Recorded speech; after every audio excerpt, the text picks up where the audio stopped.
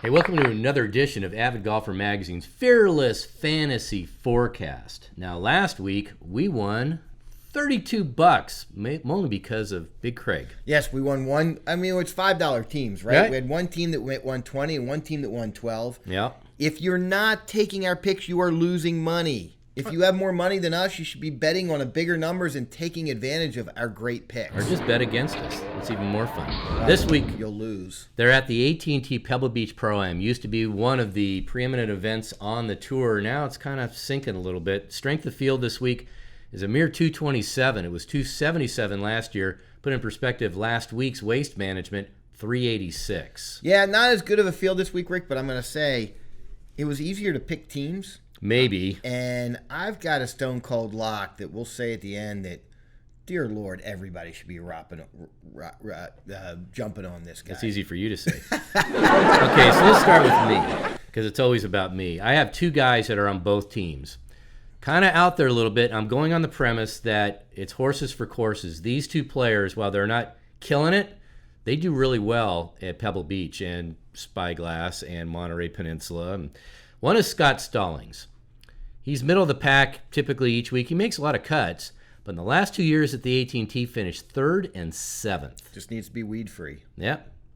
No, he doesn't. Not out there, he doesn't. And then the other one, this is really an outlier. Kevin Streelman. He's only made 4 of 11 cuts. I'm hearkening back to my Andrew Landry epiphany when he'd made 1 out of 9 cuts and he wound up winning out at Palm Springs. Yeah, it's been on our streak. We're winning, so... But in the last 2 years at the AT&T, he's finished 7th and 6th. Those are good trends, so I'm picking those guys on both my teams. Okay. Mm-hmm. And the rest of your team? The rest. Okay, Patrick Cantley hasn't been playing well. He has really no history here. No. Couldn't find anything, but he's a money-making machine. He averages 92 fantasy points a week. The man is he's always there. So I'm taking him. Taking Brandon Grace, had a tied for 7th and a 20th the last 2 years. And his last 3 starts overall, 9, 17, and 1. I like that. Okay. Lucas Glover, low-cost value pick. Okay. All right. He was tied for 7th last year. Okay. I like that. And finally, only because I like him, he's kind of a bit, Harry Higgs. I don't know if you noticed him last week when he was doing the pony with his clubs and everything, and then he made like an 80-foot eagle putt. Yep.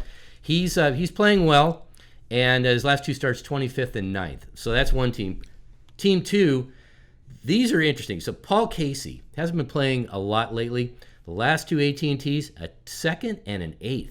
Can't close the door for some reason, but those are 2. Jason Day, who's very middle of the pack. For a guy with his talent, he's only averaging like 60 points per tournament, which is very low for him. Fourth and a 2nd the last 2 years. So I'm playing heavy on this stuff. The first time since we've been doing this, yeah, it's one time I'm not. There's no way I was picking Jason Day. Well, again, 4th and a 2nd, I can't argue with it.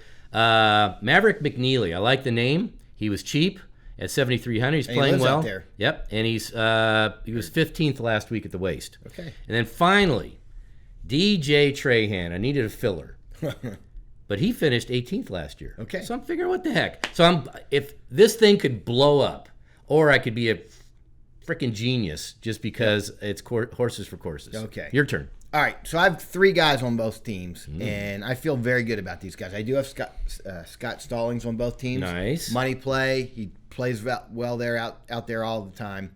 I have Graham McDowell, who won last week. Won the U.S. Open there.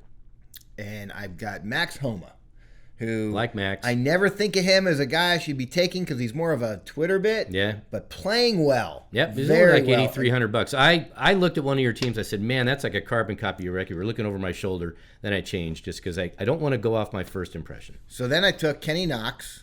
Wait. All right. No, I didn't. I took Russell Knox. Knox has been out of the game maybe for a little while. Yep. Yeah, Russell plays well out there. He's playing well. Cam Champ playing very, very well. And then I took Kevin Streelman on one team. Okay, good. I wanted to take him on both. I just couldn't do it. We're either going to kill it or it's going to kill us. Then I took Brendan Grace, who you took. I did. Mr. 62 from the majors. Adam Hadwin and Patrick Rogers, who's been playing very, very well from that 2011 class. My stone cold lock. Ooh. And I've been on a roll with these locks, so keep your ears listening here. Graham McDowell, coming off a win, knows Pebble Beach really, really well. He wants to be a top 10 player. It's going to start. It started last week. It's going to continue this week. put your money on Graham McDowell. And I'm going to take the dour-faced Patrick Cantley. Hasn't smiled in about 4 years. But, man, that guy's just money wherever he is. So we'll make a little side bet on which one of our Stone Cold locks finish ahead. I'm going to feel really good about it. Can right now because nothing happened. All right, so check it out on our subscriber page on YouTube, and also check out the T-Box Golf Show every Saturday morning from 8 to 10 on Sports Radio 1310. The Ticket.